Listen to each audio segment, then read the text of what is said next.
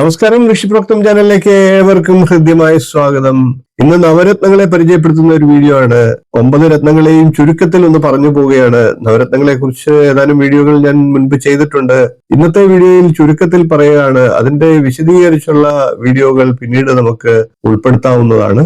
മഞ്ഞപുഷ്യരാഗം തുടങ്ങിയ രത്നങ്ങളെ കുറിച്ച് പറയാമോ എന്ന് പ്രേക്ഷകർ ഇതിനു മുമ്പ് ആവശ്യപ്പെട്ടിട്ടുണ്ട്. അത് ഏതാനും ദിവസങ്ങൾക്കുള്ളിൽ തന്നെ ഇത്തരത്തിലുള്ള ഓരോരോ വീഡിയോകൾ ഞാൻ ചെയ്യുന്നതാണ്.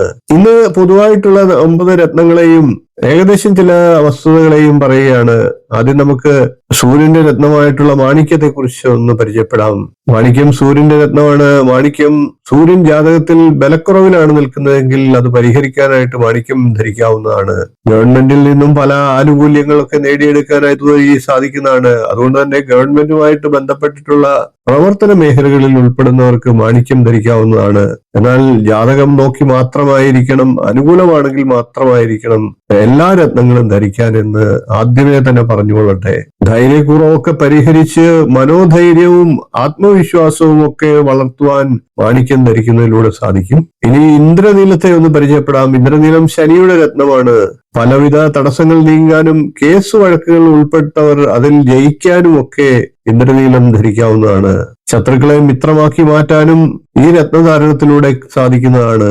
കരാർ തൊഴിലൊക്കെ ഏർപ്പെടുന്നവർക്ക് അതിൽ വിജയം കൈവരിക്കാൻ ഇന്ദ്രനീലം ധരിക്കാവുന്നതാണ്. അത്തരത്തിലുള്ള പ്രവർത്തന മേഖലയിൽ ഏർപ്പെടുന്നവർക്ക് ഇന്ദ്രനീലം വളരെയധികം ഗുണഫലങ്ങൾ ചെയ്തു വരുന്നതായി കാണുന്നുണ്ട്. ഇനി നമുക്ക് ബുധന്റെ രത്നമായിട്ടുള്ള മരതകത്തെ ഒന്ന് പരിചയപ്പെടാം. പഠനകാര്യങ്ങളിൽ വിദ്യാർത്ഥികൾക്ക് ഗുണാനുഭവങ്ങൾ ലഭിക്കുന്നതിനും പരീക്ഷകളിൽ വിജയം കൈവരിക്കുന്നതിനും തൊഴിൽ ലഭ്യതയ്ക്കും ഇന്റർവ്യൂകളിലൊക്കെ വിജയം നേടുന്നതിനും മരതകം വിശേഷ ഫലത്തെ നൽകും. തെളിഞ്ഞ ബുദ്ധി ലഭിക്കുന്നതിനായിട്ട് വിദ്യാർത്ഥികൾക്കും മറ്റുള്ളവർക്കും മരതകം ധരിക്കാവുന്നതാണ്. വിശേഷിച്ച് ഡോക്ടർമാർ, വക്കീലന്മാർ, എഞ്ചിനീയർമാർ, ശാസ്ത്രകാരന്മാർ എന്നിവർക്കൊക്കെ ഏറെ പ്രയോജനകരമാണ് മരതകം. ഇനി നമുക്ക് വ്യാഴത്തിന്റെ രത്നമായിട്ടുള്ള മഞ്ഞപുഷ്യരാഗത്തെ ഏകദേശം ഒന്ന് പരിചയപ്പെടാം. മഞ്ഞപുഷ്യരാഗം വ്യാഴത്തിന്റെ രത്നമാണ്. വ്യാഴം സർവേശ്വരകാരകനാണ്, ദേവഗുരുവാണ്, സന്താനകാരക ഗ്രഹമാണ്. അതുകൊണ്ട് തന്നെ സന്താന ഗുണാനുഭവങ്ങൾക്ക് മഞ്ഞപുഷ്യരാഗം വിശേഷിച്ച് ധരിക്കാം. ഇത് വളരെ പെട്ടെന്ന് ഫലം ചെയ്യുന്ന ഒരു രത്നമാണ്. അധ്യാപകർക്കും ഇത് ഗുണപ്രദമാണ്. വ്യാഴത്തിന്റെ ബലഹീനത പരിഹരിക്കാനായിട്ട് ഈ രത്നം ധരിക്കാം. ഇനി മുക്തം എന്നറിയപ്പെടുന്ന ചന്ദ്രന്റെ രത്നത്തെ നമുക്ക് പരിചയപ്പെടാം. മനസമാധാനത്തിനും പഠനകാര്യങ്ങളിൽ പുരോഗതി നേടാനും ഒക്കെ മുക്ത ഉപയോഗിക്കുന്നതാണ്. മനസ്സിന് ശാന്തിയും സമാധാനവും ലഭിക്കുന്നതിന് സഹായിക്കും. ഇനി നമുക്ക് ചൊവ്വയുടെ രത്നമായിട്ടുള്ള ചുവന്ന പവിഴത്തെ കൂടുതലായിട്ട് അറിയാം. ചൊവ്വാദോഷമുള്ളവർ ഈ രത്നം ധരിക്കുന്നത് വിശേഷ ഫലത്തെ നൽകുന്നതാണ്. അത് വിവാഹ കാര്യത്തിൽ അല്ല എന്ന് മാത്രം. വിവാഹ കാര്യത്തിലെ ദോഷപരിഹാരങ്ങൾക്കായിട്ട് രത്നം ധരിച്ചിട്ട് കാര്യമില്ല. അത് പൊരുത്ത പരിശോധന തന്നെയാണ് അതിന് വേണ്ടത്. ചൊവ്വയുടെ ജാതകത്തിലുള്ള ദോഷഫലങ്ങളെ കുറയ്ക്കുന്നതിന് ചുവന്ന പവിഴത്തെ ധരിച്ചാൽ സാധിക്കുന്നതാണ്. കൂടാതെ വിവാഹയോഗം വർദ്ധിക്കുന്നതിനും ചുവന്ന പവിഴം ധരിക്കാവുന്നതാണ്. ഇനി നമുക്ക് വജ്രത്തിന്റെ പ്രാധാന്യം ഒന്ന് പരിശോധിക്കാം. വജ്രം ശുക്രന്റെ രത്നമാണ്. വജ്രം ഏറ്റവും കാഠിന്യമുള്ള രത്നമാണ്. വിവാഹം നടക്കാനൊക്കെ ആഗ്രഹിക്കുന്നവർക്ക് വജ്രം ധരിക്കാവുന്നതാണ്. കൂടാതെ സാമ്പത്തികമായിട്ടുള്ള ഉന്നതി ലഭിക്കുന്നതിനും വജ്രം സഹായിക്കും. വീട്, വാഹനം തുടങ്ങിയ കാര്യങ്ങൾ ആഗ്രഹിക്കുന്നവർക്കും വജ്രധാരണം പ്രയോജനം ചെയ്യുന്നതാണ്. ഇനി നമുക്ക് രാഹുവിന്റെ രത്നമായിട്ടുള്ള ഗോമേതകത്തെ പരിചയപ്പെടാം. രാഹുദോഷം ഇല്ലാതാക്കാനായിട്ട് ഗോമേതകത്തിന് സാധിക്കുന്നതാണ്. അതേപോലെ തന്നെ കേതുവിന്റെ രത്നമായിട്ടുള്ള വൈഡൂര്യത്തിനും തടസ്സങ്ങൾ ഇല്ലാതാക്കാനായിട്ട് സാധിക്കുന്നതാണ്. കേതു ദോഷത്തെ പരിഹരിക്കാനായിട്ട് വൈഡൂര്യം ഉപയോഗിക്കാം. എന്നാൽ രാഹുകേതുക്കൾക്ക് സ്വന്തമായിട്ട് രാശികൾ ഇല്ലാത്തത് കൊണ്ട് തന്നെ ഇവയെ ധരിക്കുന്നത് വളരെ സൂക്ഷിച്ചു വേണം എന്ന് മാത്രം. പൊതുവെ അലർജി രോഗങ്ങൾ പരിഹരിക്കുന്നതിനായിട്ട് ഈ രത്നം ധരിക്കാവുന്നതാണ്. ഇത് പല വിധത്തിലുള്ള തടസ്സങ്ങളെ ഇല്ലാതാക്കുന്നതിന് സഹായിക്കും. കൂടാതെ സന്താനഭാഗ്യം ലഭിക്കാനും ഈ രത്നങ്ങൾ ഉപയോഗപ്പെടുത്താം. ചാനലുകളിലും പത്രമാധ്യമങ്ങളിലും ഒക്കെ നിറഞ്ഞു നിൽക്കുന്ന ഒരു രത്ന നിർദ്ദേശകനും രത്ന വ്യാപാരിയും കൂടിയായിട്ടുള്ള പ്രശസ്ത ഒരു വ്യക്തി ഏകദേശം 20ഓളം വർഷങ്ങൾക്ക് മുമ്പ് ഗോമേതകവും വൈഡൂര്യവും ഒരുമിച്ച് ഒരു വ്യക്തിക്ക് നിർദ്ദേശിച്ചതായിട്ട് എനിക്ക് മനസ്സിലായി.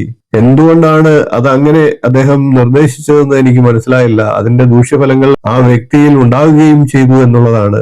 രാഹു ദശയിൽ ആവശ്യമെങ്കിൽ ഗോമേതകം ധരിക്കാവുന്നതാണ്. അതേപോലെ തന്നെ കേതുർദശയിൽ ആവശ്യമെങ്കിൽ വൈഡൂര്യം ധരിക്കാവുന്നതാണ്. അതല്ലാത്ത പക്ഷത്തിൽ രാഹുകേതുക്കൾ ഗുണപ്രദമായിട്ടുള്ള രാശികളിലും ഭാവങ്ങളിലും ഒക്കെ നിൽക്കുന്ന അവസ്ഥകളിൽ മാത്രം അത് ഉറപ്പിച്ചതിന് ശേഷം മാത്രമേ ധരിക്കാവുള്ളൂ.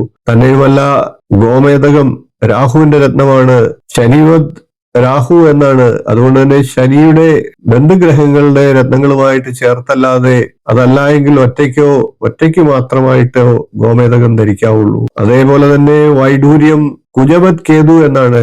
കേതുവും കുജനും സമാനമായിട്ട് ചിന്തിച്ചുകൊണ്ട് അതുമായിട്ട് ബന്ധപ്പെട്ടിട്ടുള്ള രത്നങ്ങളുടെ കൂടൊപ്പം ധരിക്കണം. ഇത് രണ്ടും കൂടെ ഒന്നിച്ച് ധരിക്കുന്നതിൽ വിപരീത ഫലങ്ങൾ കണ്ടുവരുന്നുണ്ട്. വളരെ സൂക്ഷിച്ചു ഉപയോഗിക്കേണ്ട രണ്ട് രത്നങ്ങളാണ്.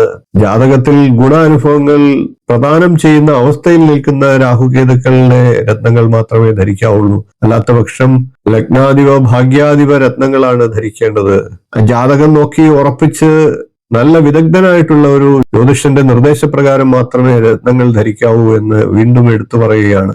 നവരത്നങ്ങളിൽ പ്രതിപാദിച്ച ഈ 9 രത്നങ്ങളെ കുറിച്ചും വിശദമായിട്ടുള്ള വീഡിയോകൾ പിന്നീട് നമുക്ക് ചെയ്യാവുന്നതാണ്. ഈ അറിവുകൾ നിങ്ങൾക്ക് പ്രയോജനപ്പെടുമെന്ന് വിശ്വസിച്ചുകൊണ്ട് ഇന്നത്തെ വീഡിയോ ഞാൻ നിർത്തുന്നു. വീഡിയോ ഇഷ്ടപ്പെട്ടെങ്കിൽ ലൈക്ക് ചെയ്യുക, ഷെയർ ചെയ്യുക, ചാനലൊന്ന് സബ്സ്ക്രൈബ് ചെയ്യുക, നിങ്ങളുടെ അഭിപ്രായം കമന്റായിട്ട് അറിയിക്കുക. ഇനിയും ഇതുപോലുള്ള നല്ല നല്ല വിഷയങ്ങളും വീഡിയോകളുമായി നമുക്ക് വീണ്ടും കാണാം. നന്ദി, നമസ്കാരം, ശുഭദിനം.